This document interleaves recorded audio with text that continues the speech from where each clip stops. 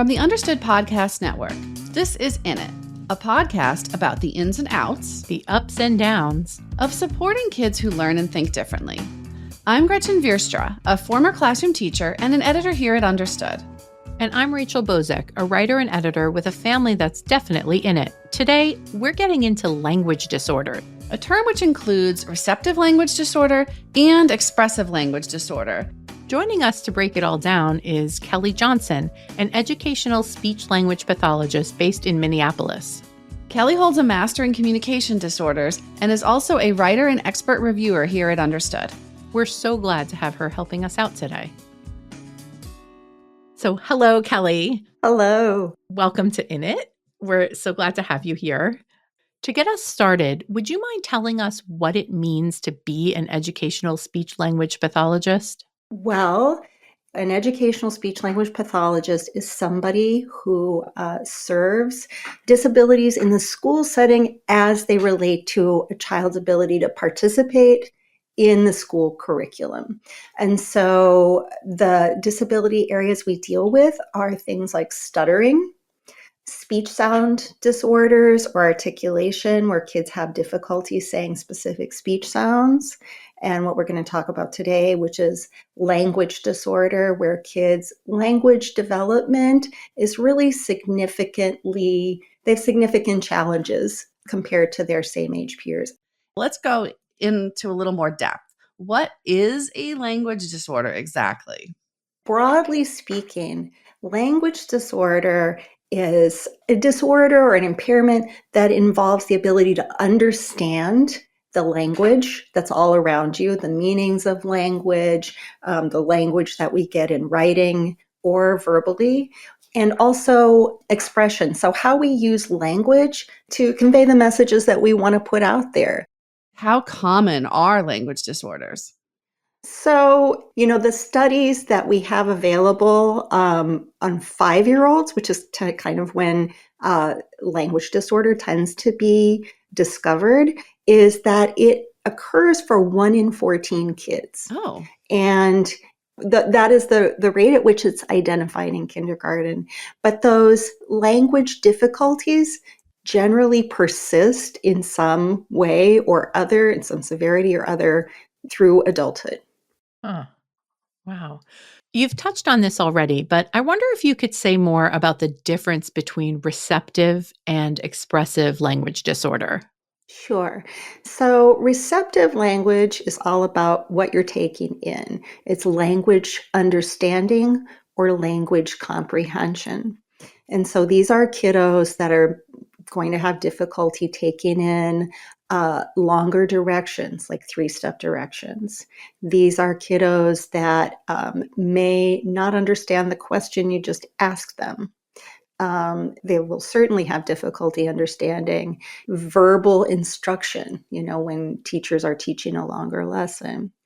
Expressive language is how kids or how people use language to say their own ideas, express themselves.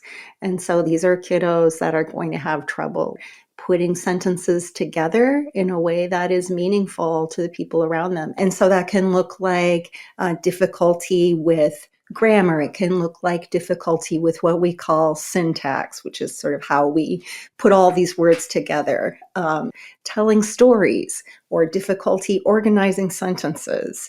But broadly speaking, expressive language disorder is difficulty putting the message out there in the way that you want to say it. So what are some of the signs? We talked a little bit about kindergarten being kind of the beginning of when this might get spotted.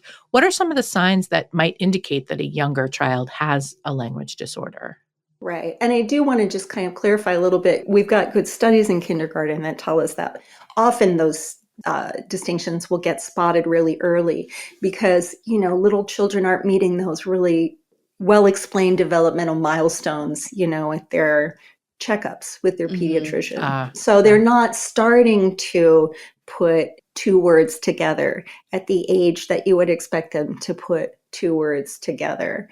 As they're getting a little bit older, as teachers are sort of interacting with them in class, they might notice, wow, this kiddo is using just a single words or pointing at a lot of things.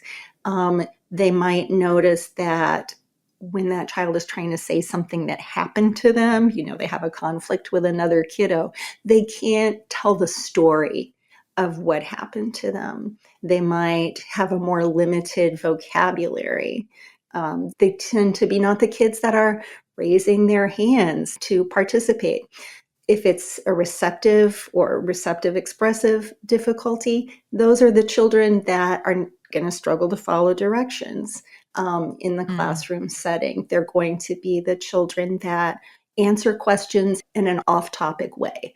So you're saying, who did you see? And they might start telling you a story that is, completely unrelated. And some of that is just a thing that children do. Yeah, but as you're comparing it, to the other kids in class, you're going to find that that's much more of a trend with children who struggle with receptive language.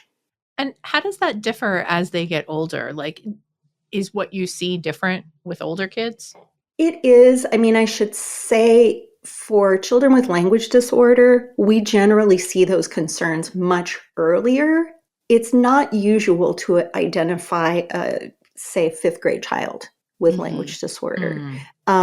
However, the things that stick out are going to be different because the academic demands have been increased. Yeah. So, in classroom discussions, you might find that they're just not as able to show what they know. Maybe they do understand what's going on, and you can kind of tease that out if you ask questions that don't require longer responses, but they're not going to be the child that can kind of explain things in a complex way. You're going to start seeing it in their writing. If it's an expressive language disorder, those are going to be kids that really struggle with those composition assignments, in part because, these are often children who also have reading and writing difficulties. They're getting support in those areas too. If it's a child who's experiencing receptive language problems, reading comprehension is going to continue to be difficult. And you may see this mismatch between decoding and comprehension. Many of these children are fluent readers. They can decode words, but when you ask them, just to check up on comprehension questions, they will typically have a lot of difficulty. And these are often kids that will sort of like use what they know about the subject to answer the question instead of what's really on the page. There are children who are not going to do as well under, answering questions on tests. And those are also children who may start to have some social difficulties because they are not, they're not able to pick up on all of the language that's coming at them from their peers. And so they're not responding in a way that their peers would expect. So who would be the one at a school or anywhere to typically diagnose a language disorder? That's me. Yeah, it goes to the speech language pathologist, and there's a process, right? The teacher or parent will identify an area of difficulty, and schools do have a process for getting everybody together and saying, I'm concerned about this child. Right. And there's an early phase where you sort of try to tease out what needs another look. But I'm the person on the team that does all of the testing to identify language disorder.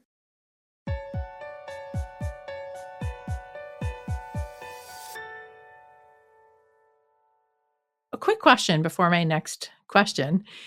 When we're talking about all of this, is the kind of like common terminology to say kids who have a language disorder or kids who have language disorder, like that's the name of it?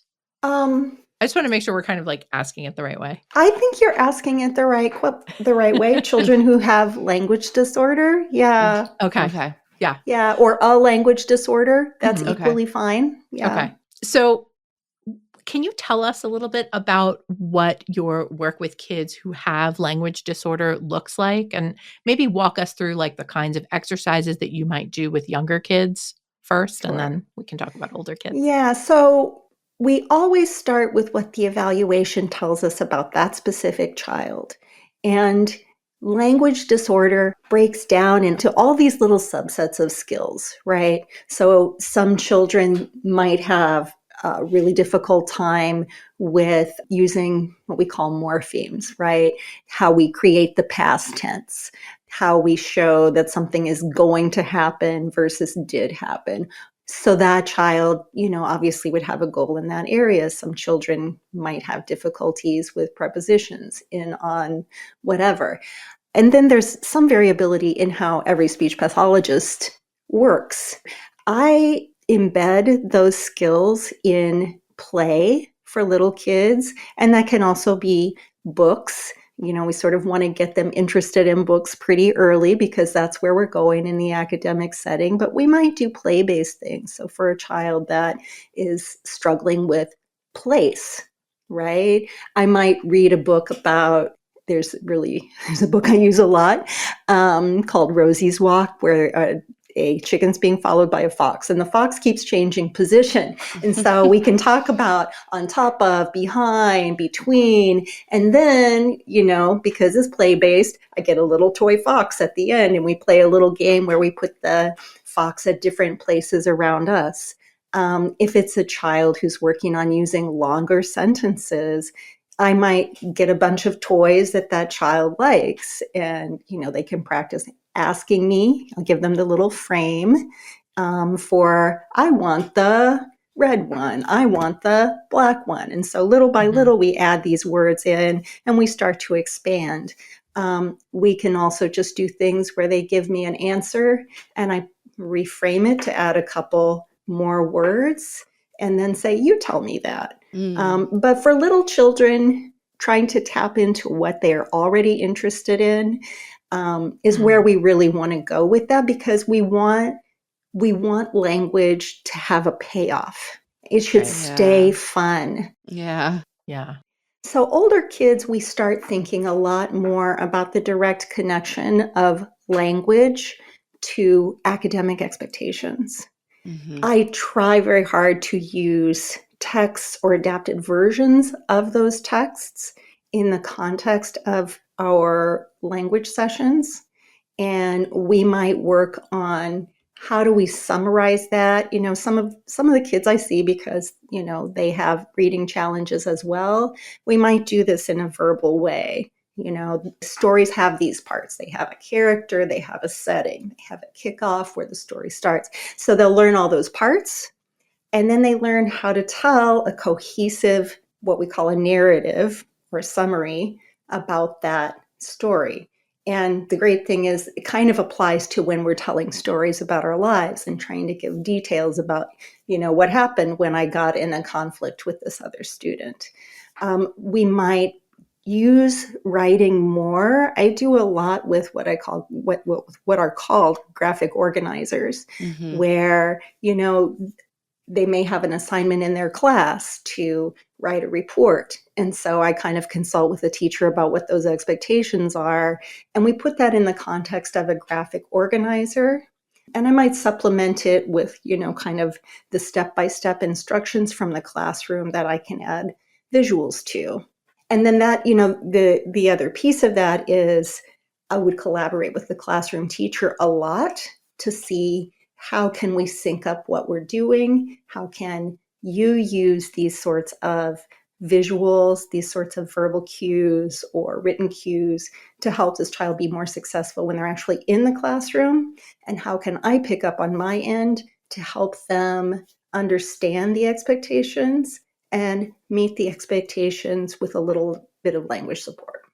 That relates to this question I have, which is, what are some common classroom accommodations that kids might get in their IEP if they have language disorder? Right. So when I'm thinking of receptive language difficulties in particular, you might see an accommodation that says the teacher should check for understanding after delivering a direction. Direction should be given in small pieces. Check with the child within 5 minutes of starting the assignment to give feedback or redirection. Expressive language accommodations might look like having graphic organizers available, having extra time to complete assignments, having a visual of what the expectations are, because that puts, without getting too deep in the weeds, kids who are trying to complete something that's really, really difficult might not have the working memory, right? The ability to kind of keep one thing in their head while they're doing another thing. They might not have the working memory to remember what the expectation is and also use their little graphic organizer to complete the assignment. I like to do buddies, so to help kids access a peer who can maybe work with them to do, and like if it's a written assignment that will be a presentation, how can we work with a buddy? And how can the teacher help divvy up the responsibilities of each part of the buddy system? Mm-hmm. And then also there's usually an accommodation that the speech language pathologist will connect with the teacher on the specific accommodations that are needed by that kiddo, right? Because language disorder looks different for different children. And so what they're working on at any given time will be different, Right. So just sort of staying in touch with the classroom teacher and saying, this is the specific thing we're working on right now. Here are some ways that you can practice this in class. So, can language disorder be cured, or is there a point at which some children are not struggling with it anymore? And those might not be the same thing, Yeah. but Well, it might, yeah, exactly. When children are identified really young with language disorder, sometimes it is a need for more exposure, right? Every household is different. What every kid is exposed to is different. And so sometimes those little people, when they end up in, say, an early childhood program, which is all language all the time, super engaging, I have seen kids just blossom. And so, that in those cases, we've just come across a child that just needed some really intense stimulation, maybe a little bit of extra time, and maybe the speech therapist is no longer involved after age 5 or 6. Typically, language disorder is something that is going to persist into adulthood. People can acquire skills, therapy is helpful, it can make a difference, but it doesn't really go away. It is generally the case that while folks who are adults who had language disorder as a child are very functional, it is likely going to be the case that their verbal skills are not going to be their best skill. And, the best case scenario is that they have learned ways to self-advocate.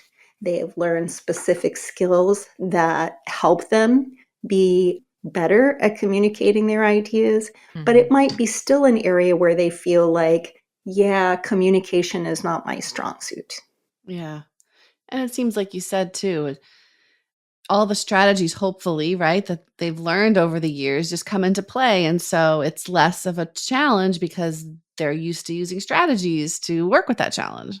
Right. And, I think too, the best outcome for people who've had therapy for language disorder is that they sort of just come to appreciate the totality of who they are, right? Mhm. That there's just this, yes, this is a thing. Nobody's perfect. Right. This is just something that I've had to work on in my life. And, I'm proud of the things I've done to work on it.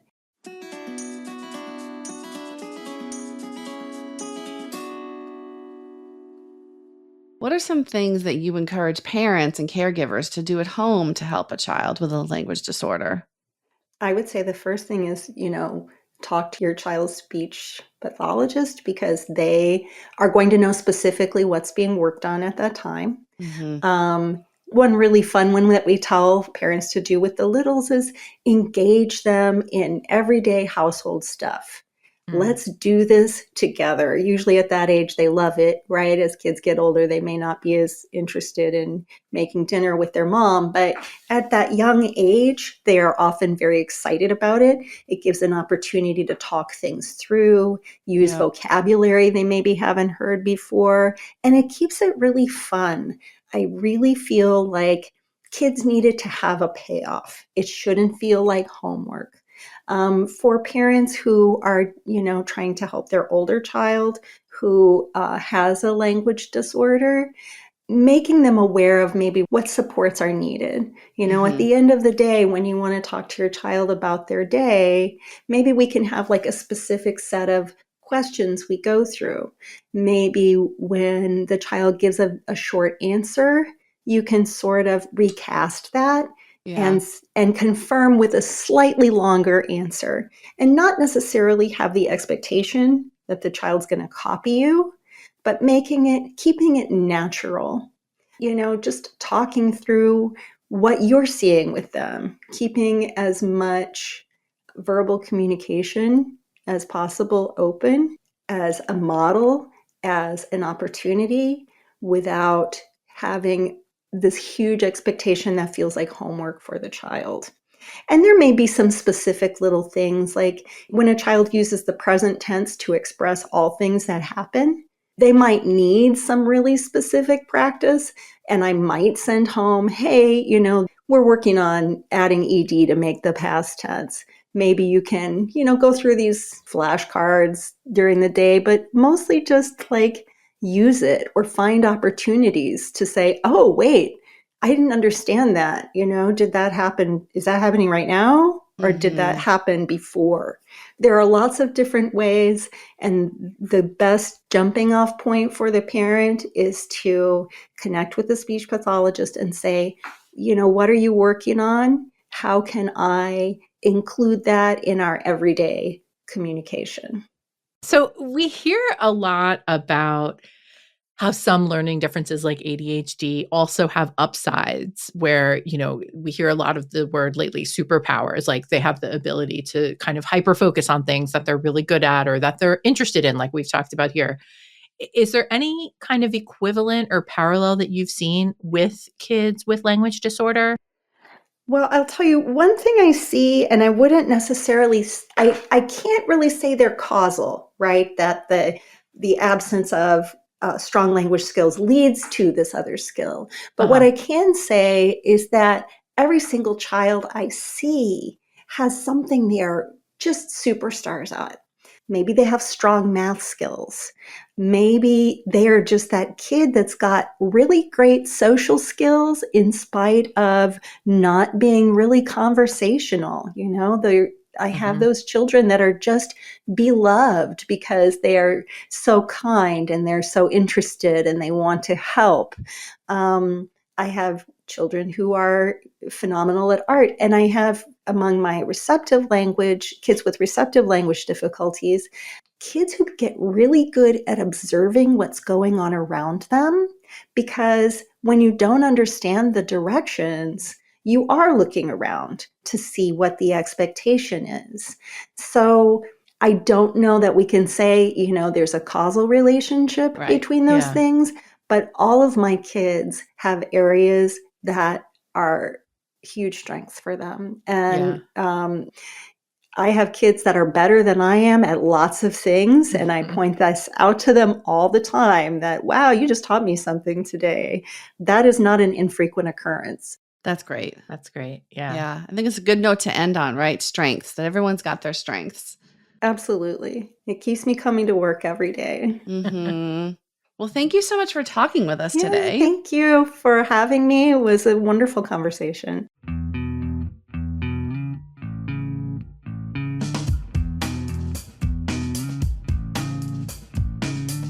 You've been listening to In It from the Understood Podcast Network.